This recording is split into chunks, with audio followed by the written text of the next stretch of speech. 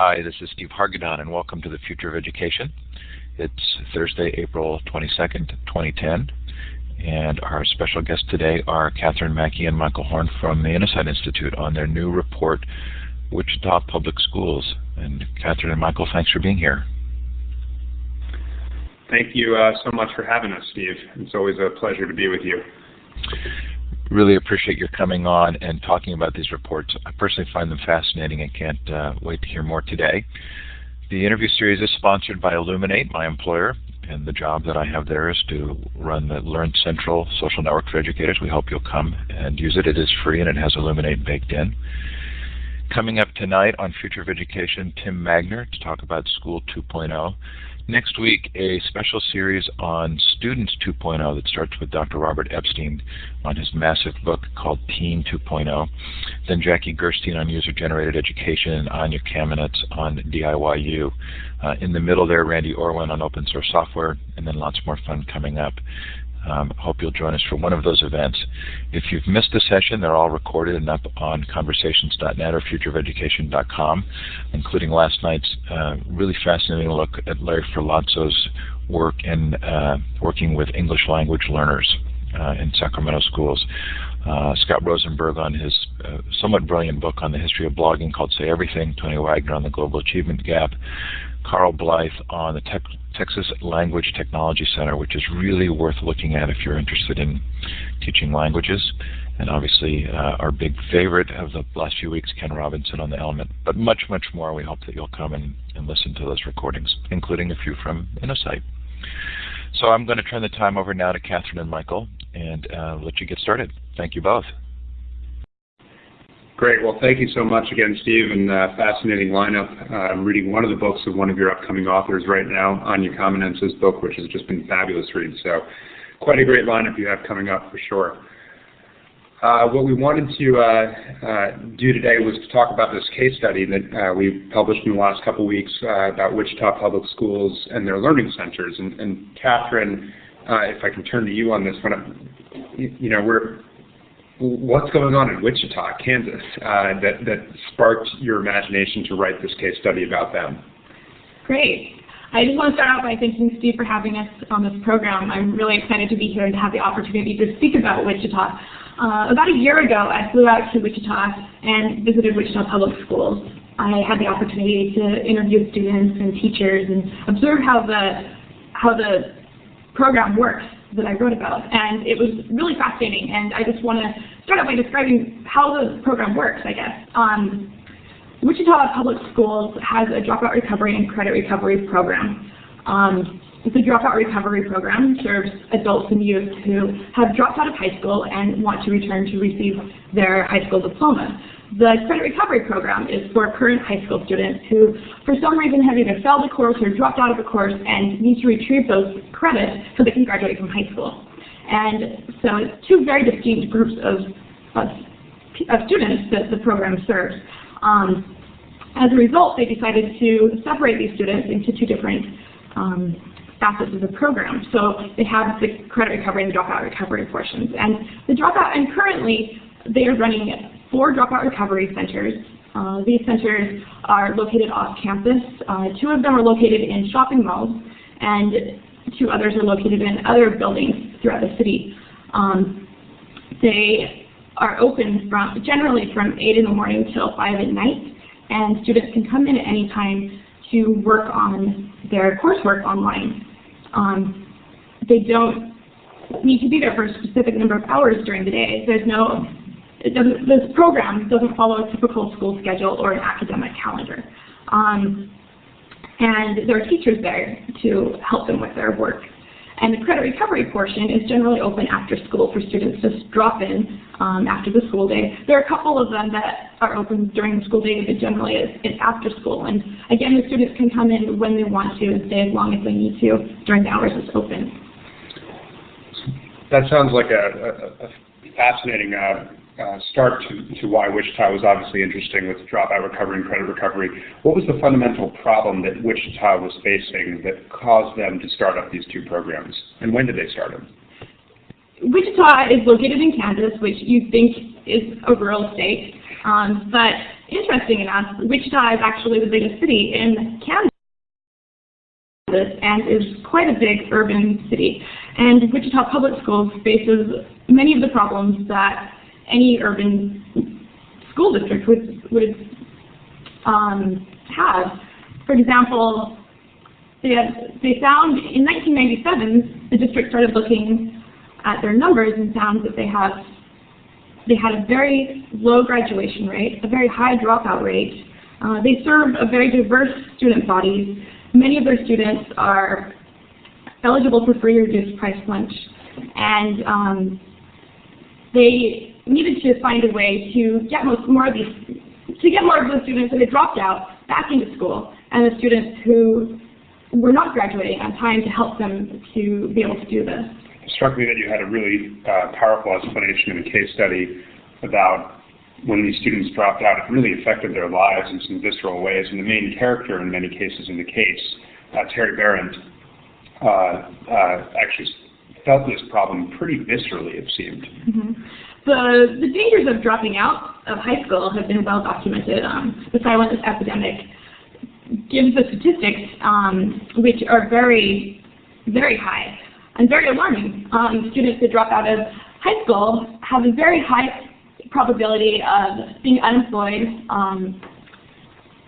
relying on public funding, public assistance funding, going to jail.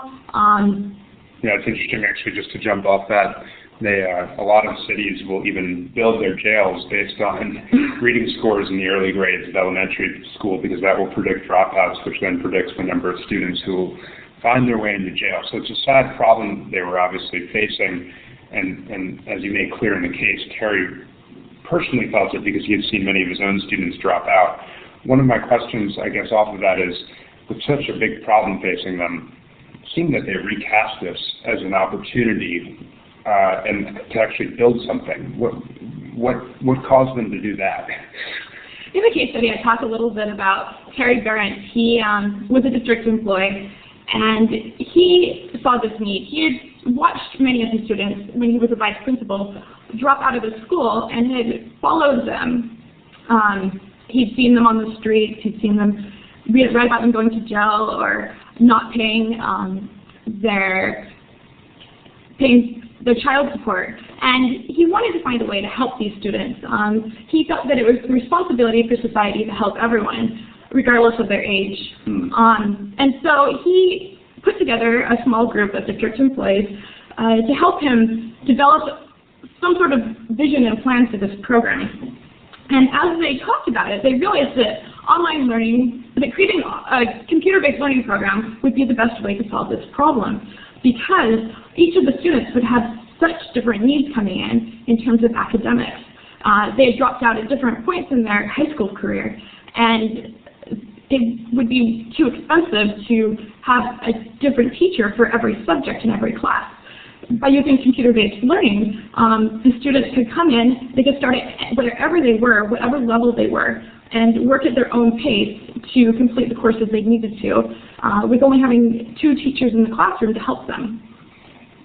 So it sounds like a classic case of non-consumption narrow language, where they saw people who were not being served by the existing system, and they said, there's an opportunity to serve them. Why'd you choose Wichita? I know you've been traveling around quite a bit and been in a lot of districts that have programs like these, and there are a lot of alternative schools, certainly throughout the country. That's not a new phenomenon per se. What struck you about Wichita that made you want to write about them? What about their program? Before I answer this question, I want to touch a little bit on what you said about non-consumption. Yeah, okay. Wichita definitely is a case of non-consumption. Before the program was started, there was no way for students who had dropped out of school to earn a high school diploma. They had the option of earning a GED, which is a general education diploma. Is that correct? General education, yeah, GED. Yeah. But that limited their opportunities for employment, and many people, or I guess many businesses, did not consider GED as at the same level as a high school diploma. Also, students who were in high school who had fallen behind had very few options to catch up on their credits. And they had a summer school program, but the summer school program was a full-day program at the school, and many of these students had to work during the summer and could not attend. And so the students really did not have many options to receive their diplomas, and so they really were a case of non-consumption. In terms of why I chose to write about Wichita, when I flew, so I visited a couple different districts last year, and all of them were so interesting, all of them were so fascinating, and I'm writing a comparison about them in this next paper. But when I came back, I was just particularly interested in Wichita. They really stood out to me, their program, for a couple of reasons. One, I love the fact that they didn't replicate a traditional school. When Terry and his group put together the program, they really thought out of the box, and they thought, what can we do to meet these students' needs? And built a program that did that.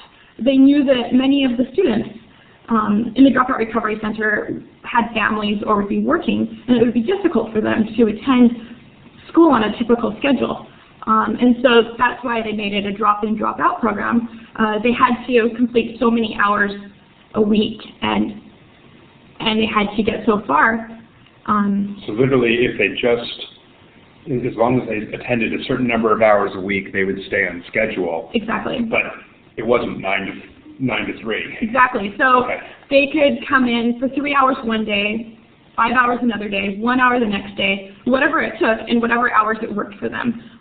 With an online program, which they have now, they didn't move to online until 2004, because when the program started in 1999, there still were not many online options for high school students. So you had to do all the coursework in the centers that they built. Okay. Now that it's online, a lot of the students will spend half the day, and will spend maybe 4 hours in the center during the day and 4 hours at home working.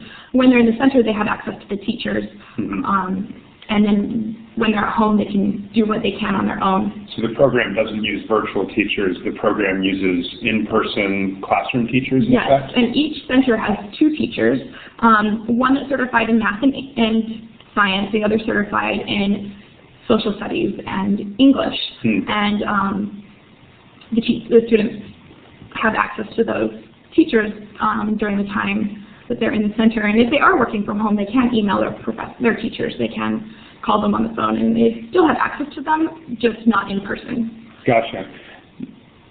Surely this is on an academic calendar, 180 days a year, or is it open all year round? It's open all year. Well, it started out being open all year, and then they found that during the month of July, most students were taking vacation and were not coming in, so they ended up closing during the month of July because it was so expensive to keep it open that month with the low number of students. But it's open. Other than July, it's open every month. Students can enroll in the program at any time through the year. In the year, they can start a program at any time in the year. They don't have to wait for a new semester or a new school year.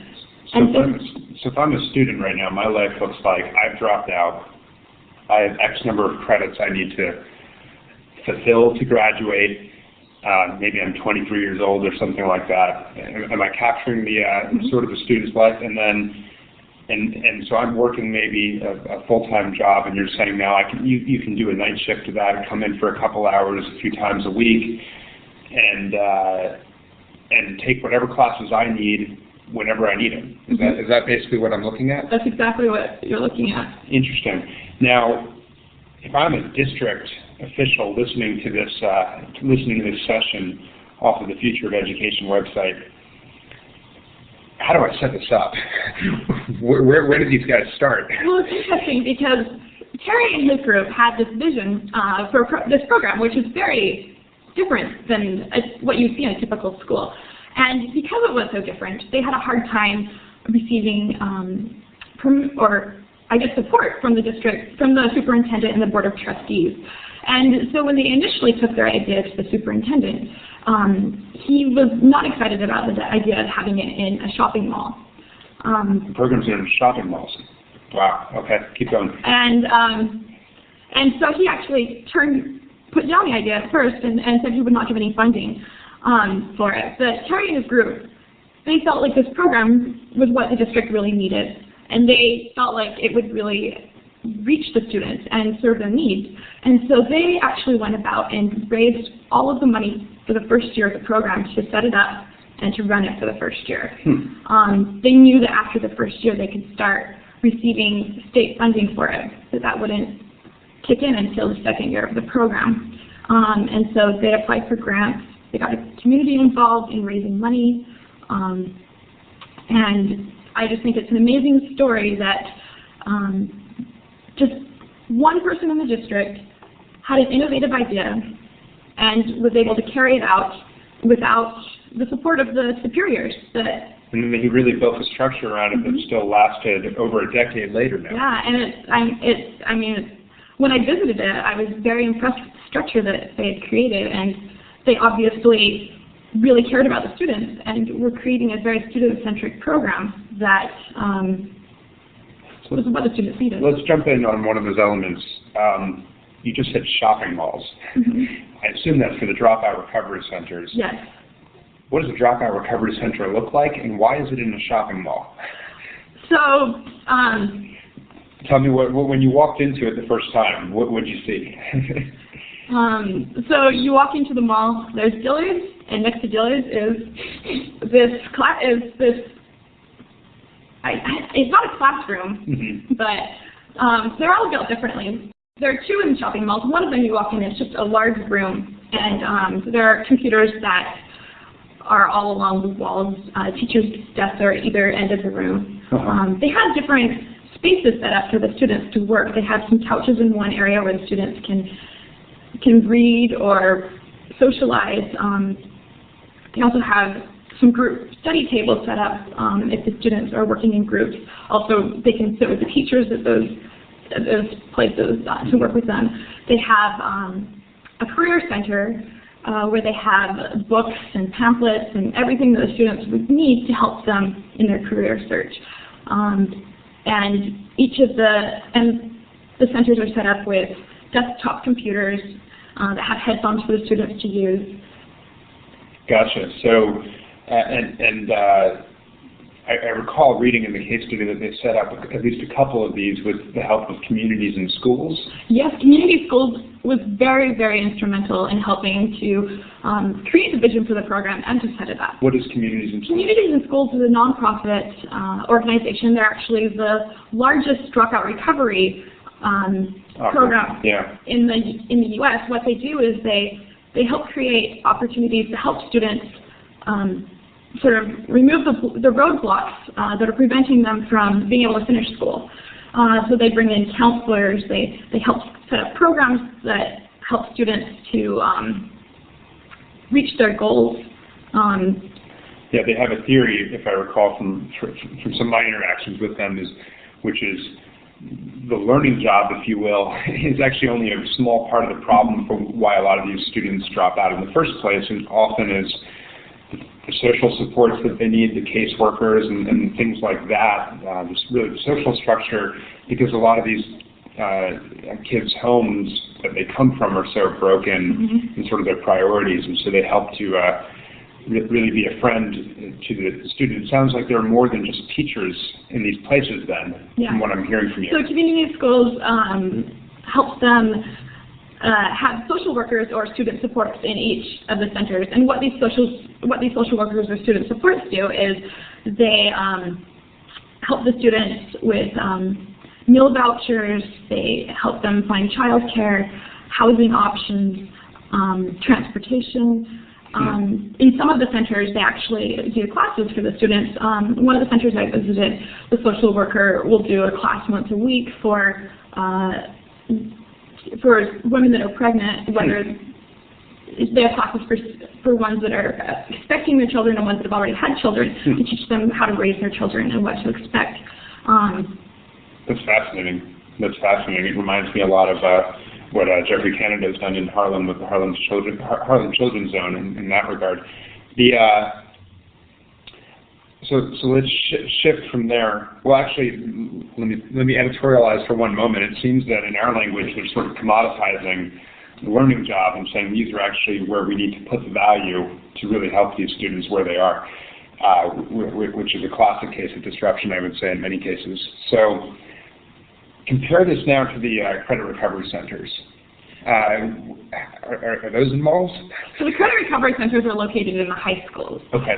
The reason why they decided to separate the two is they decided that students that had dropped out of school, many of them would be older than the high school students and might not want to return to a high school setting. Also, many of them have jobs, and putting it in a mall, for example, if they're already working in a mall, it's so easy for them to stop in and do that work, whereas students who are current high school students, it's so much easier for them just to go down to the library and school after school. Then their parents don't have to worry about driving them around. Are there teachers in the credit recovery centers? Yes, and so the dropout recovery centers have 2 full-time teachers in each center. The credit recovery centers, what they do is they use teachers from the school. They have different teachers come in each day, consistently during the week, and usually have about 1 or 2 teachers, depending on the size of the center, that will help the students, and they receive hourly pay for it. Gotcha. Now, the curriculum in both of these places, you've already said it was originally computer-based courses. It's now migrated to online courses, and the distinction, I guess, is computer-based are locally hosted, and therefore you have to be in the facility. Online you can do anywhere and anytime as long as you have access to the internet. Did they use the same curriculum for the credit recovery and dropout recovery program? Prior to 2004, they were using different curriculums, but in 2004, they actually decided that they needed to make the programs more uniform. And so at that time, they decided to use Apex Learning digital curriculum, and that's what they use right now for both the credit recovery and the dropout recovery programs. Gotcha. Okay. And so Apex has obviously been a leader in the online learning space for some time now, so that makes some sense. What about the role of, we talked about the role of the social workers and the dropout recovery centers. The credit recovery ones don't have those supports, is that correct? No, that's correct, because they use the counselors of the school. Gotcha. What about the role of the teacher? When curriculum is being delivered online, what are they doing? This is a question a lot of people have about online learning programs. The teachers actually have a very important role, and it was interesting to visit the different centers because the teachers really set the tone of the center, and each center was different depending on how the teachers ran it. And whenever I spoke with students, they always said that they could not have succeeded in the program without the teachers. So the teachers have a very important role. But it's different than what you would see in a traditional classroom. The teachers are not delivering the curriculum, the computer is, and so they have time to spend, they have more time so they can spend one-on-one time with the students, they can tutor them when they see that they have a problem, they can be mentors to them, they can help them figure out what they want to do in life, or talk to them about what's going on at home, and to be examples to them of who they can become and what they can do. And the teachers and the students think very highly of their teachers and like to go to the centers because they know the teachers don't judge them on their background. One of the centers says, "We don't care about your past, we just care about your future." And so they've created a safe environment for these students where they feel like it's a home to them. Gotcha. Just want to make sure the audio is coming through loud and clear. There's one note there that the audio is not quite clear, so hopefully this is a little bit better. Okay, great. So now so that's interesting on the role of the teacher, and really sets that up. How do you fund all of this stuff that's going on? This sounds expensive. I'm picturing a lot of adults right now.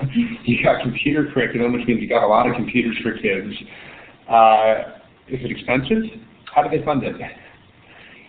It's very interesting, actually, how they fund the program, because they receive state funding primarily.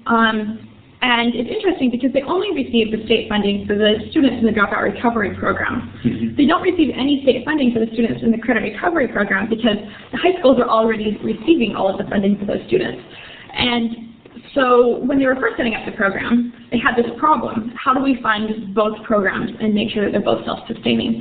And the way they answered this question is they decided to take all of the funding for the dropout recovery students, put it in a big pot, as to say, and then distribute it to the credit recovery and dropout recovery students as needed. In order to help make this possible, they charge credit recovery students $75 per half credit per semester long course. One reason why they felt this was okay to do this is because the students had already taken the course and had dropped out or had failed it, and it wasn't for original credit, and so they felt like they could justify asking students for this money. And you have to remember that a lot of these students are living below the poverty level, and so the program, if a student can't pay the $75, then they'll help them out. So basically, they just want to make sure it's not an incentive to drag it out or keep failing or something like that. And they feel that by charging the students this money, that it guarantees that the students will finish the course. Gotcha. So it's not a huge part of the revenue. Most of it is from the states, which is covering both the dropouts and the credit recovery students. Exactly. So they receive the state funding that is typical for every student. They receive a certain amount for each student, just like any school. They also receive some at-risk funding. And so is it more expensive, or it sounds like it's less expensive? It's actually less expensive. So in 2008-09, we did the calculations and found that it's roughly $3,879 per student in the dropout recovery centers, and that's approximately $7,307 less than district's per pupil expenditure, which is quite a lot. $7,000 less per pupil than, wow, okay. So that's quite that's quite an efficient program that they're operating. How many students are they serving? In the Dropout Recovery Center in 2008-09, there were 497 students, and in the Credit Recovery, there were 449 students. So they're actually serving a lot of people. Are the students in the Dropout Recovery Program, I think you've sort of already touched upon this, but they're not necessarily people that have just dropped out in the last year or two. In many cases, they've been out of school for 5 years? Exactly. The program serves students between the ages of 16 and 60, and while the majority are between the ages of 18 and 21, there are some older students. There was one man I talked to who was 56 years old and was just going back to earn his degree, and it was really touching to watch him because he was so excited about this program. Apparently he'd go in every day and spend all day there learning, and I just watched him poring over the curriculum and just really concentrating and trying really hard to learn. And one day he just decided, I guess he'd been laid off from his job, and he decided, I just need to go back to school and get my degree. And so interesting. When Steve has Anya on next week, I'm sure she'll talk about this too. Her book is chock full of the statistics of what having no high school diploma, just having a GED, just having a high school degree, just having a college degree, and so on, is how predictive it is of your ability to earn in the workforce. So I guess that's what he was seeing loud and clear, and figured out he needed a way to earn that high school diploma to get back on track. There are a lot of different places we could go with this right now. How many credits is a dropout recovery student typically taking at a time? Are they taking 7 courses? Are they taking 1 course? What are they doing? So the way the program works is, at first, the students can only take 1 course. The counselor will sit down with them and help them figure out what subject they think that they are good at and what they enjoy doing, so that their first experience with online learning will be positive. Once they have successfully finished that 1 course, then they have the option of taking 2 courses at a time. But the program does not allow them to take more than 2 at a time for a couple of reasons. One, they want to make sure that the student is able to really focus on learning the material for those 2 courses, and not feel overwhelmed in learning so much. Also, this way they're able to finish a course and then move on to the next one, and they can finish it much faster than obviously if they had 7 courses at the same time. Gotcha. So it takes about, you said, a month to finish a credit? Exactly. It's approximately a month for a half credit, a semester-long course to be completed. Gotcha. If they're working consistently for 7 hours a week. How many credits or enrollments were completed by the dropouts in the most recent year? In 2008-09 year, the dropouts completed 1,342 enrollments, and by the end of the year, there were 977 enrollments that they had in process, that they hadn't quite completed, but they had been working on. That's an interesting thing that jumped out at me about this case study, which was because it's not on a calendar year, it's actually hard in some sense to measure the performance of the program at any point in time because it's always a snapshot and there's some things in process, there's some things that are completed.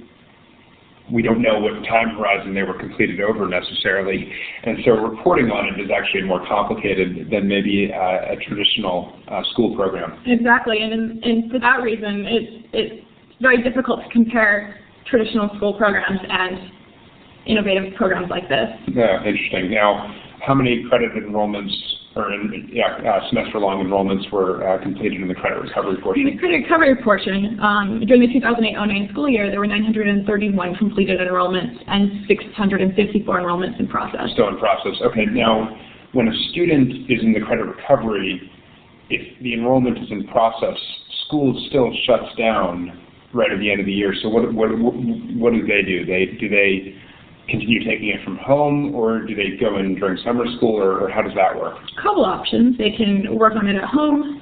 With online learning, they can do it anywhere. Mm-hmm. They can wait till the next year if they want. They can go into the into the dropout recovery centers.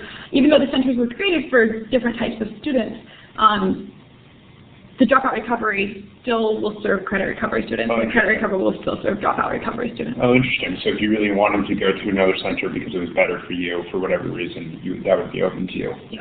That's interesting. Now, is there a wait list for these dropout recovery programs, or are they serving all the students that want to be in there?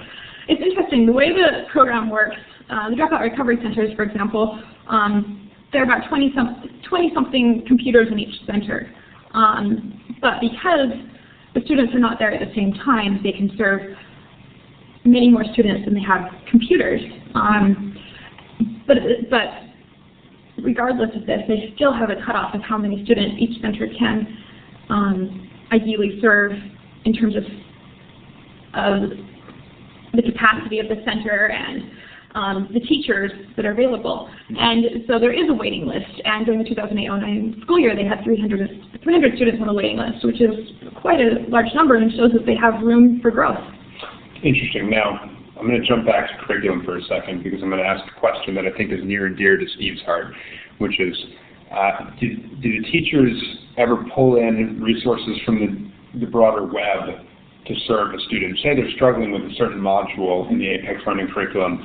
Is a teacher able to go out on the open web and bring in an open education resource or something like that to help that student? Does that happen, or are we still constricted to sort of the course?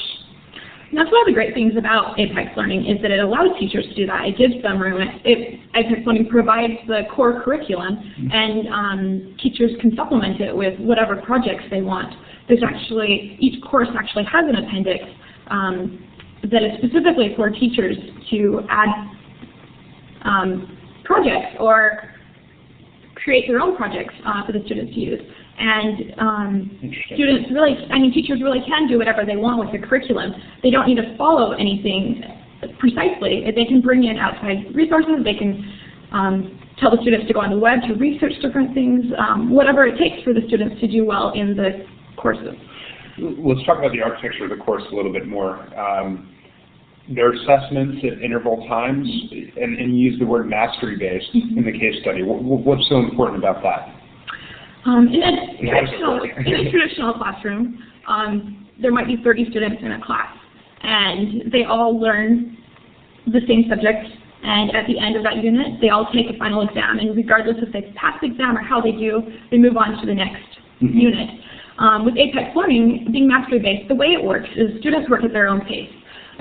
Courses are made up of units. Each unit has so many lessons, and each lesson has so many activities. A student will complete a lesson, and at the end of that lesson, there's a quiz, and the student cannot move on to the next lesson until they have they've successfully completed the quiz. The district or school can decide what successful completion means. In this case of Wichita, the students must receive at least a score of 80% on the quizzes, which is kind of a big deal for these students. Many of them have never even received higher than 50% on a quiz. And the students have the option of taking the quiz as many times as they need to until they receive that score. So is the quiz randomized? Yes, so after so each time it randomizes. So it's not the same quiz they're taking, they're different questions. It's just a basic to understand, make sure that they understand the content, but it prevents easy cheating, I guess. Exactly. Okay. So I didn't mean to cut you off there, but that's an interesting point, because cheating, I know, is a concern that a lot of people have in any environment in school, online in particular, I would think. But it sounds like that they've solved that problem, at least on the quizzes. At least on the quizzes. I mean, no school is perfect, whether it's online or offline. In terms of cheating, students always find a way to get around it. But in terms of the quizzes, it's very difficult for the students to cheat. Gotcha. Now, so I can't remember if we talked about the wait list yet in terms of the dropout recovery program. So okay, so we've covered that. What about the results of this program in terms of what it's doing for the district? Is it accomplishing? So they had this original problem. All these people are dropping out. It's impairing their lives. It's hurting the districts in terms of its graduation rate, and it has a high dropout rate. I think the graduation rate was in the 50s, if I recall from the case. What's going on now, and how has the program contributed? In terms of so initially the program was created to help increase the graduation rate. That was the initial concern. Since 1999, when the program was created, there have been 974 students who have graduated from the Dropout Recovery Program, which is quite a large number given the fact that all of these students, 100% of these students, had failed out of a traditional school. So that's quite a large increase when you're starting with 100% failure. But at the same time, that's only 26% of the students that the program has served. So there's obviously room for more growth within the program and improvements in that. Yeah, that sounds like a high number of students who are still not completing it, even given the number of students serving. But at the same time, you have to remember that these are not your traditional students. That these students come in with many problems, and if it was your traditional student, then I think the number would be much worse than the types of students we're looking at here. What about, do we have a feel for how this compares to districts nationwide? Are there statistics on this readily available, or no? That's one of the problems with online learning, is it's such a new field that so little research has been done on it. So we don't have those numbers, unfortunately, and so we are unable to compare across the board because every district collects their data differently and presents it differently, and so it's difficult to compare across the board just how this is happening with others. But I think a study would be fabulous. Start to do that. Yeah, so that's interesting. Are there other aspects of the results that you found really intriguing or that were difficult to obtain that are worth noting as well when we think about whether this is a good program? Yeah, so in terms of the district's graduation rate, it's improved. I think it was 9 percentage points since the program began. Not all of this increase is actually due to the program, but the program did help contribute to it. It strikes me that the credit recovery portion of the program is really hard to quantify how that helps the graduation rate, because I don't remember the number that you said it has been earned back over the lifetime of the program in the credit recovery, but obviously every time a student earns back a credit, it means it's less likely that they'll drop out probably, right? Exactly, and they're that much closer to graduating. And so we know that a lot of students have graduated because of the credit recovery portion. Unfortunately, we do not have those numbers. It's hard to follow each student who participated in the credit recovery and see how when they graduated and how it happened. And I think it would be so interesting to have those numbers, and I wish we did. It seems like a tough problem to solve, but obviously as us in the research community and others keep looking at these, I think that's an important part to understand the bang for the buck, which is obviously an extremely affordable program. So it seems like there's a lot of value being obtained out of it. Are there other parts of the case study that jumped out at you as really interesting to talk about? Or I'll also ask the couple people, and Steve, of course, as well, who are on the session, if there are any questions that you have as we start to wrap up. Well, in terms of results, I also wanted to point out that during the 2008-09 school year, 38% of the students in the dropout recovery centers withdrew, which is quite a large number. Again, we need to take into account the types of students that the program is serving, that these are not your typical students. But again, there is room for improvement. I actually did notice one thing in the case study that there's a couple things that are occurring to me now that I think are worth bringing out. But one of them is that when the district switched to Apex Learning, it seemed to be on the graph of results that there was a dip down. What was going on there? Yeah, it's really interesting because the programs that, one of the reasons why the district decided to change to Apex Learning is that the programs it had been using initially, they were afraid were too easy for the students. Many students started looking at the program as an easy way out, that they could, if they dropped out of school, they could earn their degree much easier with these programs that didn't require as much work. And so they switched over to Apex Learning, which was a much more rigorous program.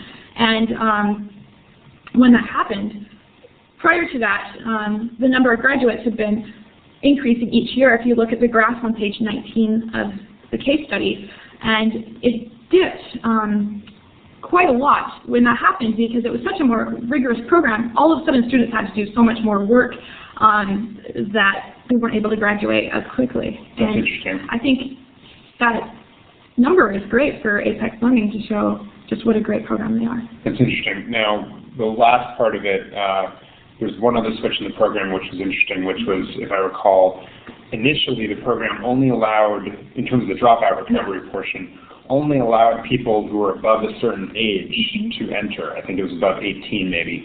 17, yeah, 18 and older. 18 and older. And then it switched and allowed people when they were 16 or 17 to drop out and transfer right into the program. Was this a good thing? It seemed like there was a little tension thinking about this might be a good thing, but it might not be. Yeah, it's kind of been a controversial topic in Wichita. So the legislature changed the rules so that students could have the option of dropping out of high school at ages 16 or 17 with parental permission. And so when this happened, students could transfer directly into the dropout recovery program. Prior to this law being changed, students had to have been dropped out of high school for a year before they could enroll in the program. And one of the reasons for this is that it gave the students opportunities to go out into the real world and to realize how important a high school diploma was. So they came back more motivated. Exactly. And it was interesting to watch the students in these programs because the dropout recovery students were very motivated because they were there by choice. They'd chosen to go into that program because they knew they had a goal in mind and they were working towards that goal. And I think many times the dropout recovery programs are more successful than the credit recovery programs for that reason. But it changed when these 16 and 17-year-olds were going straight into the program from high school. The teachers found that many of these students didn't last in the program very long because they didn't come in with that knowledge. That's interesting. So there's obviously a question that I don't expect you to be able to answer, but which is, is just the mere establishment of a program good enough, or is the innovation in the online learning really what's making it tick in some sense? Is it their motivation, or is it something else because it's so unconventional, which is obviously hard to tease apart here? What's your sense of it? From talking to students, and do they like this? Does it work for them? It's interesting because it works for some students, but not all students. Most of the students I talk to really enjoy the program. And for some reasons that I'm going to talk about. It's interesting because So the way Apex works is you're working on your own. You're not working with other students. There is not a lot of interaction with other students. And the students that seem to have really done well in Apex courses and really enjoyed it were not the students that would have been on the front row raising their hand and speaking out to the teachers. These were the students who told me that they'd sat on the back row and didn't say anything in class. And they said that many times they didn't understand what the teacher was saying, that they were too embarrassed to raise their hand and to ask for clarification. And so they were lost in class, and that's one of the reasons they ended up dropping out, is because they didn't know what was happening. And this way, they can work on the curriculum by themselves. If they don't understand something, they go back to the last lesson and they read it again. And they aren't embarrassed to ask the teacher because they aren't competing with other students. And for this particular type of student, the curriculum has been extremely successful. That's really interesting. And I guess it points to a different thing that you've observed, certainly as being out there over the last couple of years studying this phenomenon, which is that there's a lot of different kinds of online learning programs, some that are intensely social and intensely working with different members of your peers and so forth, and then an Apex learning program, which is the opposite. And I guess it just goes to show that there's no one-size-fits-all. Exactly. And so that sort of, I'm struck by, I was, again, reading something else. Someone was saying, you know, the best learning is predictive of if you have a study group in college or something like that. And I was thinking, gosh, that may be true for many kids, but I hated study groups. So I guess it just goes to show you really want this diversity of options for students. And it shows that the teachers and the districts really need to be intuitive and to really know who their students are and what their students need, and not expect all of them to succeed in the same online learning program, just like they wouldn't succeed altogether in the classroom. Yeah. No, that's a really interesting point. Before we wrap up, I think we're drawing to the end. Steve just said that you must be reading John Seely Brown. I think it's actually from Anya's book, but it comes from Richard Light's work, I believe, which John Seely Brown drew off of, I think, in his work. If I have the lineage correct, I think that's the academic root of it. And I think the study, if I recall, is that students in college, you can predict their performance based on the access to study groups, and those who had much more access had better grades and did better. And I just can tell you that my experience was the exact opposite. I did worse when I had study groups. So it's just it's one of those on-average statements that I think gets us into trouble a lot in education, which I think, Katherine, you just brought out really well. Are there other? And I think we have one hand raised. Is that? I do have a question.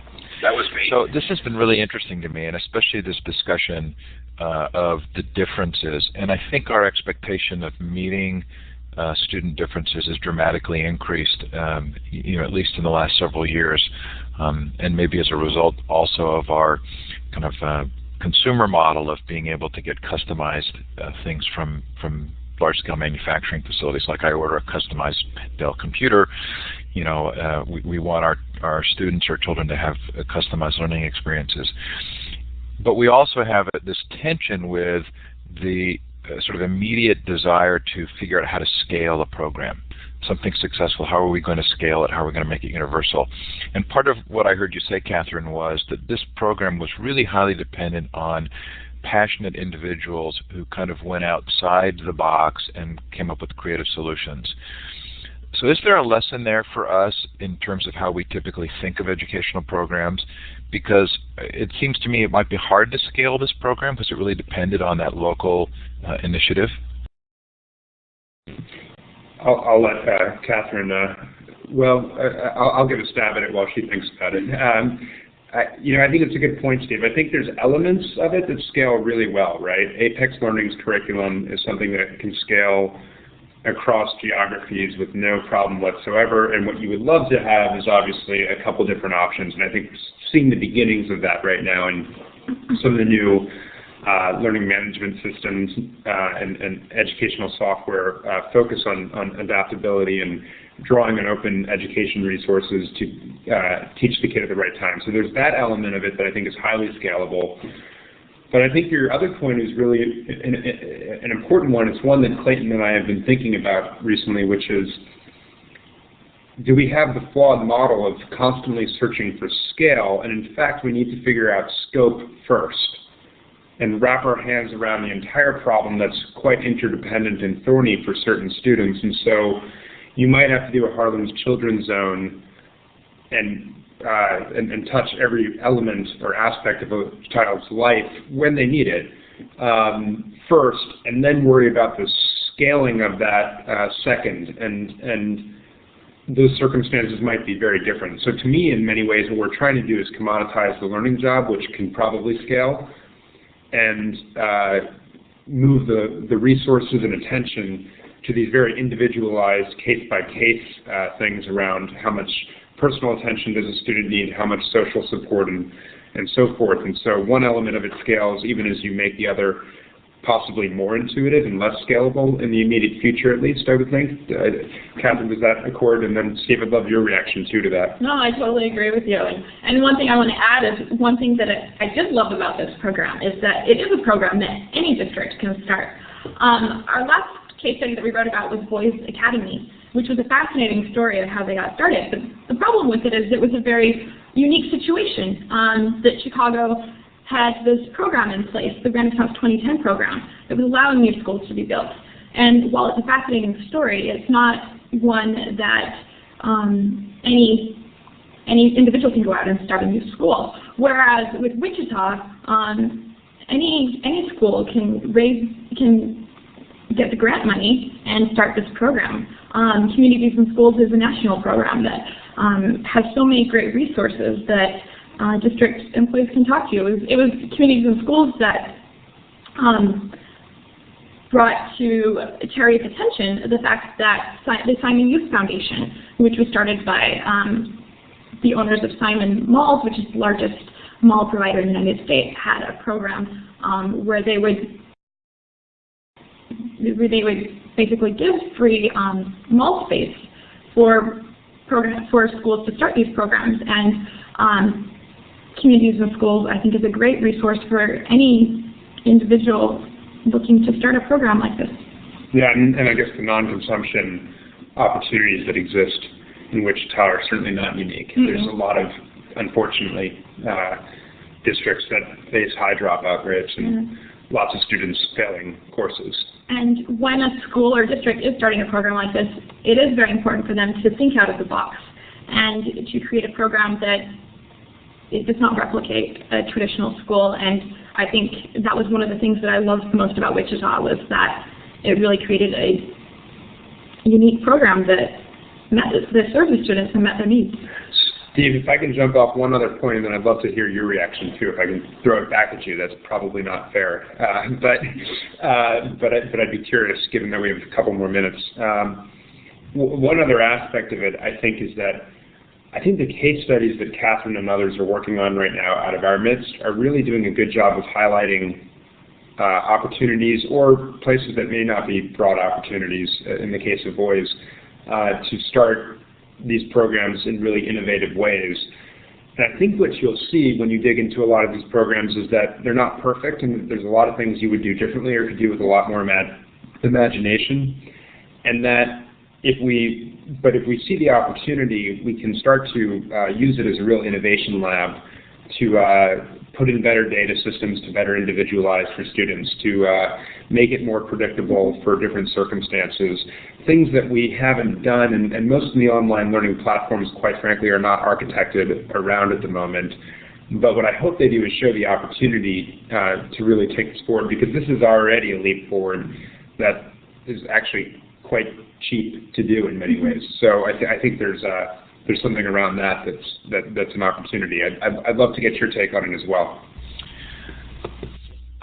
Okay, so let me respond and see if I've understood you correctly, and also with the caveat that because of the brain power of the people that I end up having on the show, I feel a little bit like a chameleon, like I take on the coloring of my most recent guest.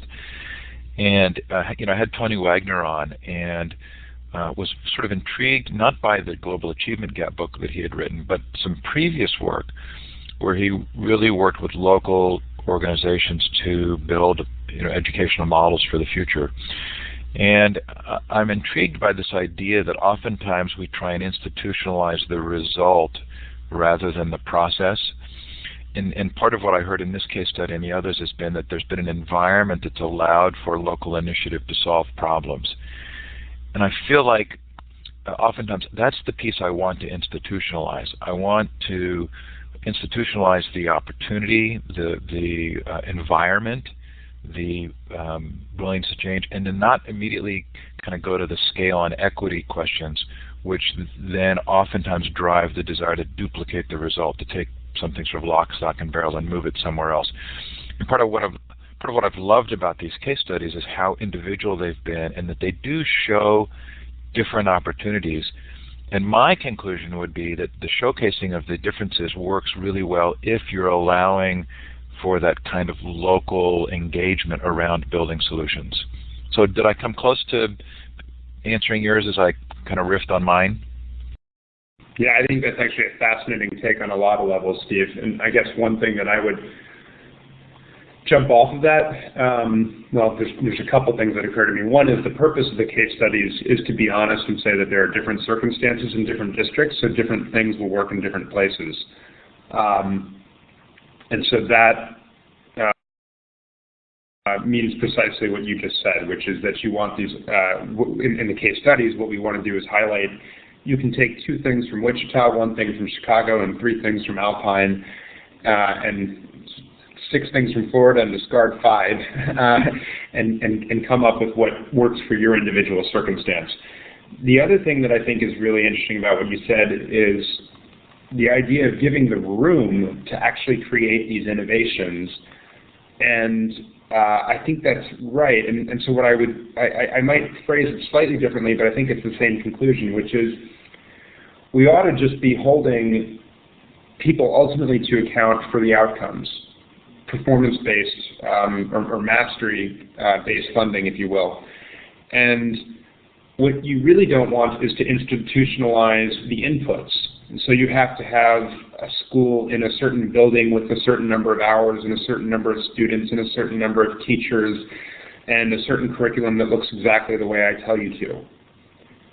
And if you get away from that input measurement and just focus on the outcomes, I don't care how you get there, and if you reinvent the process in 2 days from now, that's great too, to your point, then I think you can free up the environment to have different processes to realize those outcomes. So that's sort of how I come at it. We have to get away from the industrial model of regulating what that process looks like. And I think to your point, you'd have to have an environment, I'm going to read exactly what you said, that was flexible enough to allow this. Now your next question is then you have to also have the freedom to agree on outcomes. I'm a little actually less clear on that. I actually think that the Common Core standards that are going through right now is absolutely vital to enabling innovation. And the way I would say it is because they're output focused and hopefully will allow for competency environments to occur, hopefully they allow us to say this is what we've got to accomplish. We don't really care how we get there. And we do have to have that process to agree on the outcomes. I would agree there. But the way I think of the Common Core standards are not like standards of health codes when you enter a restaurant that are very input focused, but instead like the HTML code that allows everyone to create really innovative websites because they have a basic fundamental language and way of working with each other. We don't have that right now across districts, within states or across states or anything, which really hurts the market mechanism to really come up with innovative solutions that might only work for 1,000 kids who live, some of whom live in Wichita, 20 of whom live in Florida, and 15 of whom live in Alaska, but I can't serve any of them because I'm trying to do, because the state has arbitrarily told me I have to do different things for all of them. So I think that's a real barrier right now to innovation, if that makes sense. Now, I'm mindful of 2 things. One, and this is the caveat to what I just said, and I think will hit well with what you're thinking probably. One, the processes that we want these things to look like are likely to change over time, and that's for two reasons. One, the technologies and so forth are going to improve, and so we want the environment flexible enough to be able to adopt the innovations and create new programs. But secondly,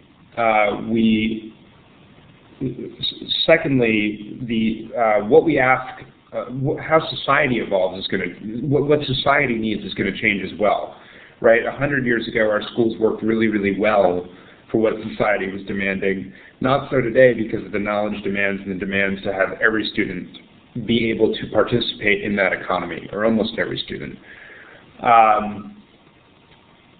Now, that could evolve again as well, in which case we'd want to have the flexibility to have another discussion on what those outcomes should be. So I think in that sense, I totally agree with that follow-up question. And I think there's a real danger of lock-in cost on that, to probably to your point. So hopefully that makes sense. It was a bit of a rambling answer, but hopefully I came into a place that makes sense. Because it's a really excellent and sticky point, but I think that the Common Core will prove to be quite prescient, and there's probably a couple things we need common, like a way just to track every single student, even if they move across districts. Just some sort of common thing like as basic as that to give us a better platform for innovating and to learn more about these students and what they need. And right now you can't do that even. So there are probably a few of these basic architecture problems that we need to get in place, if that makes sense. And I'll be quiet now as we finish up this session, which has been really, really enjoyable. So, any other questions before I wrap up? No, I think that's great. Let's go ahead and wrap up. I'm going to put up on the slide deck our appreciation for Illuminate Learn Central and for C. Bloom and Associates. Charlene Bloom provides me with a book fund.